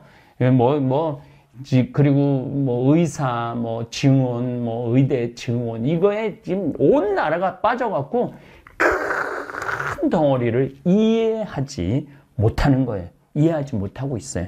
그래서 여러분들도 이 큰 이해의 그 사이클이라고 그러죠. 큰 이해를 가지기를 우리 다볼사이버 교우들은 가지기를 바랍니다. 인간은 인생을 살아가면서 착한 일만 하고 살아가는 사람, 천사들이 있어요. 그러나 또 악한 일만 골라 하는 악마들도 있습니다. 뭐 이렇게 뉴스를 보면은 정말로 선행만 하는 사람들이 있어요. 심지어 돌아가실 때 자기가 모은 그 모든 전 재산을 할머니들이 착하게 살고 이런 분들 다 기부하는 분들이 있어요. 또 어떤 사람들은 세금 떼어먹고 자기 직원들을 착취하고 이런 악한 악마들도 있어요. 그런데 또 사람은 어떤 때는 착하게 살다가 또 어떤 때는 그 착한 사람이 악하게 변하기도 해요. 그래서 원수를 갚는 경우도 있고 법이고 윤리고 종교고 다 무시하고 악인으로 변하는 경우도 있죠. 또 착하게 살다가도 악한 경우도 있지만 악하게 살다가도 착한 경우도 있어요. 신기하죠? 형제의 배신, 친구의 배신, 사회의 배신을 당하다 보면 착하게 살려고 노력하다가도 악하게 변하는 경우도 있습니다. 반대로 악하게 살다가 인생의 특별한 계기, 신앙생활, 훌륭한 주변 사람들에게 감동받아서 삶의 전환을 맞이하는 사람도 있습니다. 참 복잡하죠. 어떤 사람은 착하다가 악하게 돼 있고 어떤 사람은 악하다가도 착하게 돼 있고 어쨌든 인간은 스스로 이렇게 살아서 참 기쁨과 참 평화를 찾지 못하기에 완전히 새로운 삶으로 전환을 꾀하는 사람도 있습니다. 독일의 철학자 하이데거라는 철학자가 있어요. 존재와 시간이라는 어마어마하게 어렵고 두꺼운 책을 쓴 독일의 철학자인데 이 사람이 할 얘기는 너무너무 많은 사람인데 아주 중요한 말 한마디를 해요. 인간은 세상에 내던져진 존재라는 표현을 합니다. 인간은 세상에 내던져진 존재라고 그래요. 맞는 이야기입니다. 이 세상에서 태어나고 싶은 사람은 단 한 사람도 없습니다. 우리 여기 훌륭한 직원이 지금 촬영하고 있는데 태어나고 싶어하고 태어난 적 있어요? 나는 어느 집에서 태어나야 되겠다. 누구 밑에서 태어나야 되겠다. 결심하고 태어난 적이 없잖아요. 태어나다 보니까 태어난 거예요. 부모 사랑의 결실, 젊은 시절의 쾌락의 잘못된 결실, 더더욱 불행한 경우는 사랑도 없이 성폭행을 당해서 잉태되어 태어난 불쌍한 사람들도 있습니다. 이 세상에 내던져져 버린 인간들이 많아요. 어떤 사람은 왕족 집안에서 태어나기도 하고 부잣집에 화려하게 태어나기도 합니다. 사랑 많은 가정에서 태어나기도 하고 또 폭력이 난무한 평화가 없는 집안에 태어나기도 합니다. 저처럼 지극히 평범한 가난한 집에, 또 가난하다고 해서 지독하게 가난한 집도 아니고 밥 세 끼 먹을 정도로 풍요롭지 않지만 평범한 집에 태어나는 사람들도 있습니다. 그냥 이 세상에 내던져져 뜻하지 않는 고난의 삶을 사람들도 있습니다. 죄를 짓고 싶지 않아도 죄의 굴레 속에서 태어나 아무리 발버둥을 쳐도 늘 어둠의 진흙탕에서 뒹구는 사람들도 있습니다. 우린 그들을 이해를 해야 돼요. 불행하게 태어난 사람들 이해를 해야 돼요. 왜 저렇게 삐뚤어졌을까? 그 사람이 삐뚤어지는 데에 대한 원인이 있어요. 원인이 있기 때문에 이해를 해야 돼요. 물론 좋은 환경 속에서도 삐뚤어지는 사람이 있죠. 그 사람들 이해하고 용서하기란 쉽지 않지만 그것조차도 이해하고 용서해야 되는 게, 그래야만이 이 세상은 돌아갑니다. 그 가운데 자라난 남자, 여자의 삶이 아주 죄악 속에서 연꽃처럼 피어나기도 하지만 악인이 되어 자기도 파괴하고 이웃도 불행의 나락으로 끌고 가는 사람들도 있습니다. 인생을 30년, 50년, 60년을 살면서 수많은 인간을 만납니다. 그런데 편안하고 사랑스럽고 행복한 이웃도 만나지만 도저히 이해할 수 없는 인간을 만날 때도 있고, 그 인간 때문에 인생 자체가 고통의 나락으로 떨어지는 경우도 있습니다. 그러나 인간을 이해하고 세상을 이해하고 삶의 질서를 조금만 이해한다면 용서가 가능하고 받아들이고 그 죄악의 굴레 속에서 해방될 수 있습니다. 예수님은 이렇게 말씀하십니다. 내 이웃이 잘못하면 7번뿐 아니라 70번이라도 용서하라고 그래요. 7번뿐 아니라 70번이라도. 이게 뭐냐면은 인간은 누구나 잘못할 수 있다는 거예요.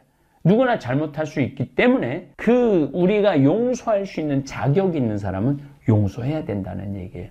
다음 시간에는 이 예수님이 7번뿐 아니라 70번이라도 용서하라라는 이 기가 막힌 가르침에 대한 설명을 드리도록 하겠습니다. 감사합니다. 황창현 신부님의 말씀입니다.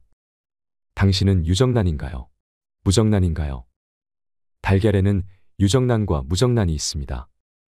똑같은 달걀인데도 어떤 달걀은 병아리를 낳지만 어떤 달걀은 생명력이 없습니다.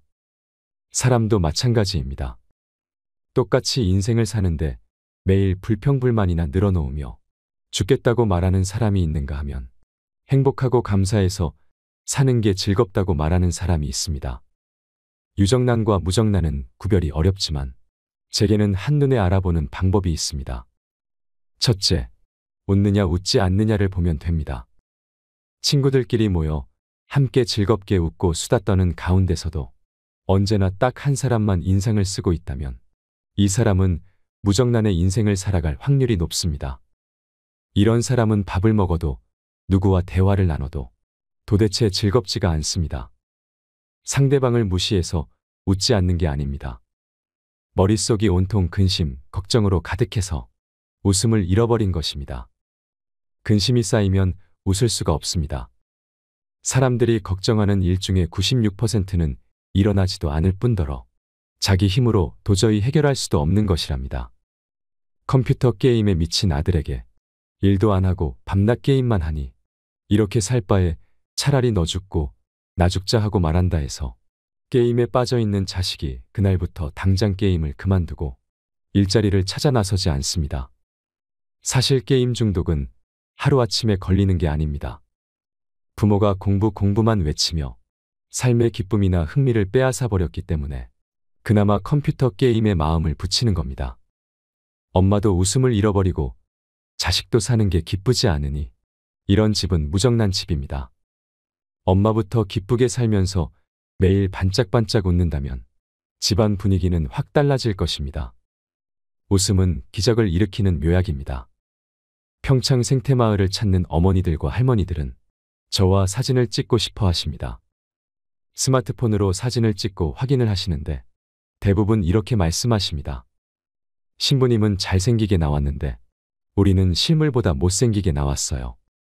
사진을 확인해 보면 표정들이 하나같이 굳어 있습니다. 그 가운데 한 자매님이 자기는 사진이 항상 잘 안 나온다고 하시기에 그분 휴대폰에 저장된 사진들을 보니 하나같이 표정이 굳어 있습니다. 그분이 생태마을에 일주일 동안 머물렀는데 제가 사진 찍을 때마다 우스갯소리를 하며 셔터를 눌렀습니다. 사진 속 얼굴을 확인한 자매님은 자신이 이렇게 예쁘게 생겼냐며 놀라워했습니다. 예쁜지 아닌지를 판가름하는 것은 딱 하나. 웃느냐 웃지 않느냐에 따라 결정됩니다. 사진 찍을 때 웃으세요. 하나, 둘, 셋 하면서 셔터를 누르면 이미 늦습니다. 하나에는 부드럽게 웃는데 셋까지 가면 이미 웃음이 굳어 있습니다. 그러니 찍습니다. 웃으세요 하고 찰칵 찍어야 예쁘게 나옵니다.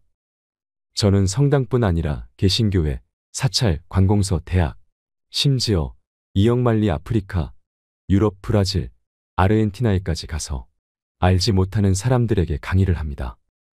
다양한 부류의 새로운 청중에게 강의를 하는 일은 쉽지 않습니다. 그런데도 어디를 가든 누구에게 하든 3분 정도만 지나면 청중이 긴장을 풀고 편안하게 제 강의를 듣습니다. 사람들이 비법이 뭐냐고 묻는데 방법은 딱 하나입니다. 처음부터 입가에 미소를 머금고 이야기를 시작하면 누구라도 경계심을 풀고 경청합니다. 웃음은 유정란으로 가는 지름길입니다. 잘 웃으려면 어떻게 해야 할까요? 마테오복음 6장에 이르시기를 예수님께서는 무엇을 먹을까, 무엇을 마실까, 무엇을 입을까 걱정하지 말라고 하십니다. 걱정은 웃음도 가리고 희망도 가리니 우선 걱정을 내려놓고 억지로라도 미소를 지으십시오. 행복해서 노래를 부르는 게 아니라 노래를 부르기 때문에 행복하다는 말도 있지 않습니까? 유정란과 무정란을 구별하는 두 번째 방법은 감사하느냐, 감사하지 않느냐를 보면 됩니다. 아내가 끓여준 김치찌개를 먹은 남편이 이렇게 말합니다. 이렇게 맛있는 김치찌개를 먹을 수 있는 사람은 대한민국에 나밖에 없을 거야. 당신은 어쩜 그렇게 김치찌개를 맛있게 끓여? 이건 김치찌개가 아니라 예술이야. 혹시 당신 여기다 약 탔어?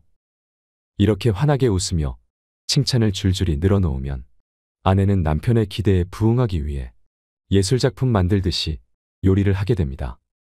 그런데 아무 생각 없이 이렇게 말하는 남편이 있습니다.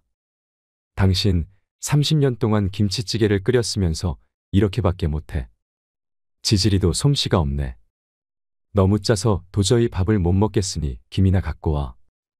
남편이 오만상을 찌푸리며 이렇게 말한다면 아내는 김치찌개에 정말 소금이라도 들이붓고 싶은 심정이 됩니다.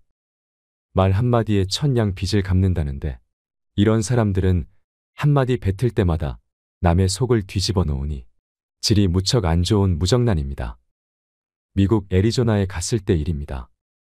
큰 사업을 하는 교포 한 분이 식사 대접을 하고 싶다고 하셔서 그분 집에 가게 되었습니다. 도착하고 보니 회장님이라 불리는 그분이 앞치마를 두르고 있었습니다. 제가 앞치마가 별로 어울리지 않는다고 농을 던지자 그분이 말하기를 자신에게 앞치마를 두르게 만든 장본인이 바로 저라는 것이었습니다.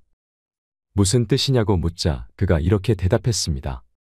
저는 평생 이쪽에 있는 컵을 저쪽으로 옮긴 적도 없는 사람인데 어느 날 우연히 황 신부님의 강의 CD를 듣게 되었습니다. 무슨 말인가 하면 누군가 제 강의 CD를 그에게 선물로 주었는데 자동차로 이동하면서 자주 듣다 보니 이런 내용이 있더랍니다. 지난 30년 동안 아내한테 밥을 얻어먹은 남자들, 양심이 있으면 설거지는 좀 하십시오. 결혼 생활 20년 동안 손가락 한 번 까딱하지 않고 아내를 종부리듯 했는데 CD를 듣고 미안하고 고마운 마음에 설거지를 했더니 아내가 당신 미쳤냐고 하더랍니다.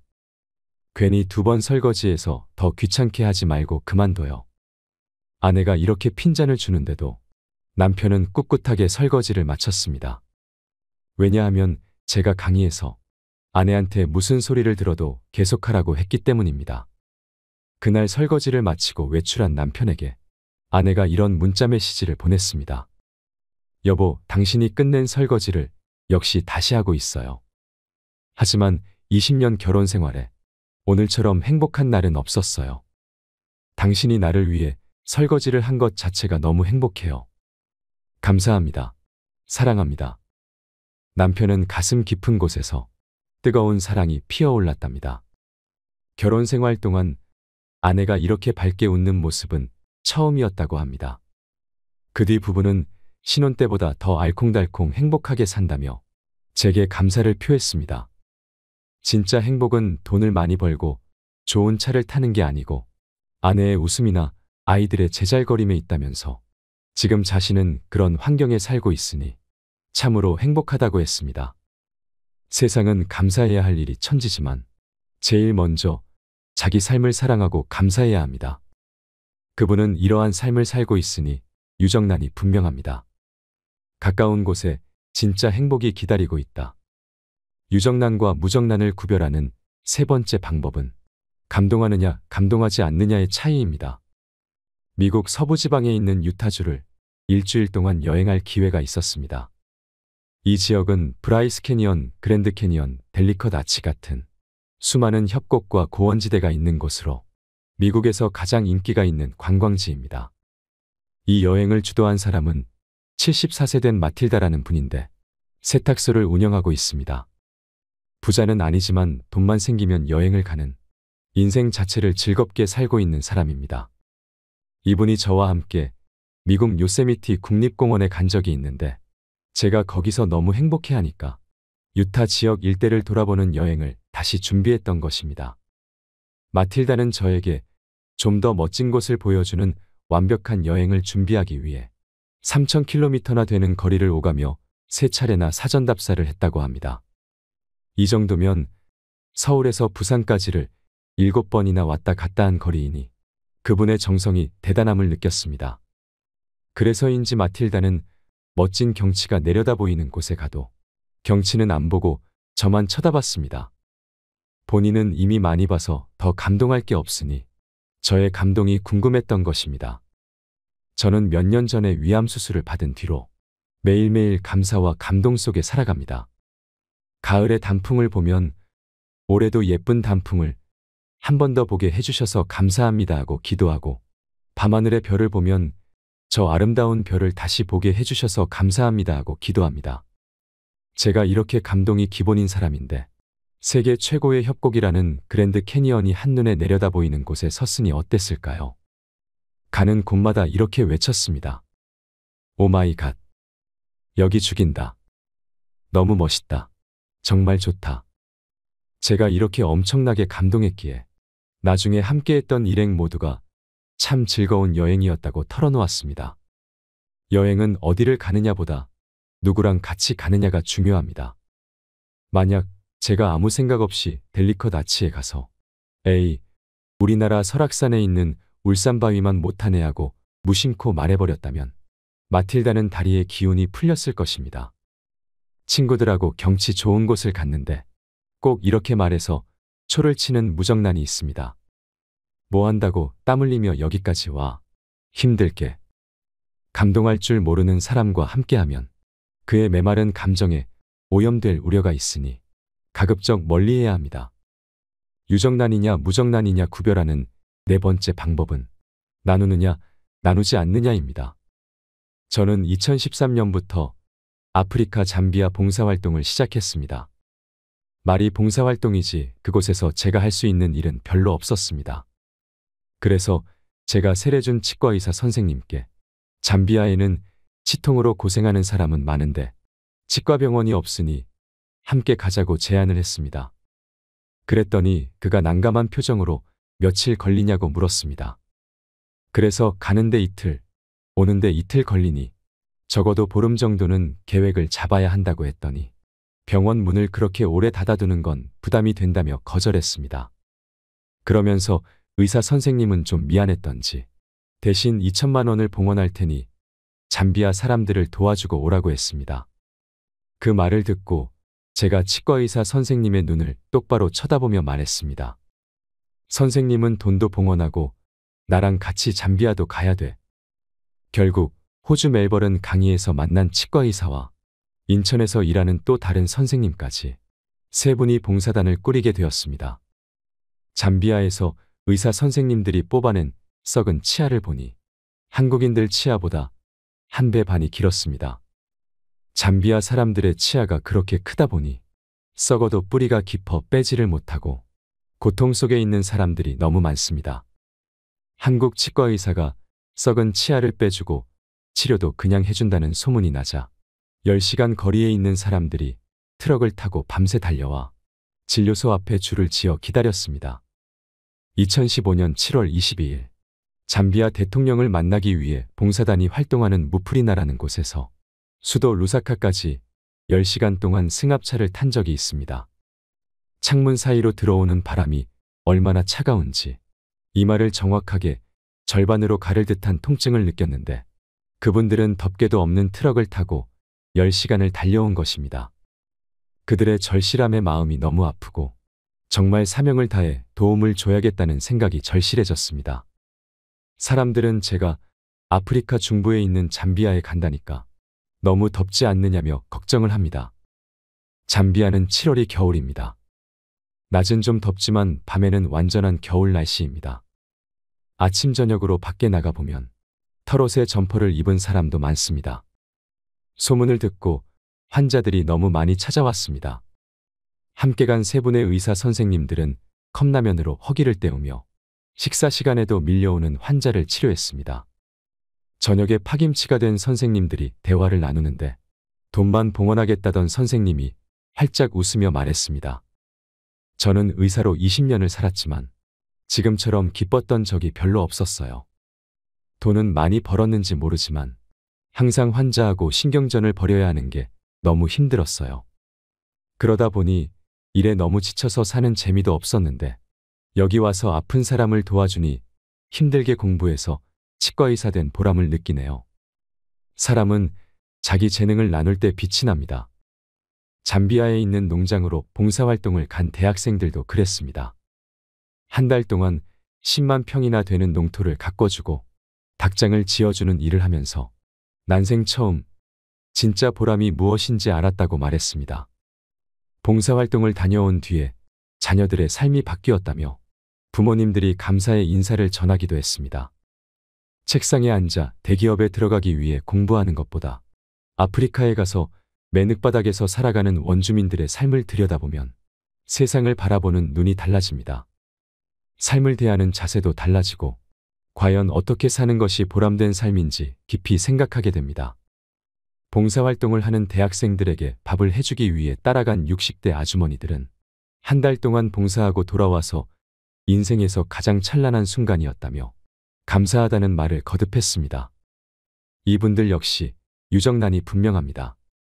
2016년에는 놀랍게도 잠비아 봉사단의 줄임말인 잠봉 단원이 80명으로 늘었습니다. 기쁨은 나눌수록 커진다는 사실을 깨달은 이들은 자신의 재능을 어려운 이웃을 위해 나눌 때 진짜 행복을 맛보는 유정란이 된다는 사실을 깨달은 사람들입니다. 당신은 유정란입니까? 무정란입니까? 만약 조금이라도 무정란이라는 생각이 든다면 살아가는 방법을 당장 바꿔볼 생각을 하십시오. 엄청난 변화를 말하는 게 아닙니다. 웃음, 감사, 감동, 나눔이라는 유정란의 4대 조건만을 찾아내면 됩니다. 일상 속에서 이미 웃고 감사하고 감동하고 나누는 삶을 살아가고 있다면 당신은 행복의 조건을 모두 가지고 있는 축복받은 사람입니다. 황창현 신부님의 글이 어떠셨나요? 황창현 신부님 덕분에 오늘도 행복한 하루입니다. 이상으로 책틀맨이었습니다. 지혜를 쌓는 당신의 오늘이 아름답습니다. 더 좋은 영상으로 찾아뵙겠습니다.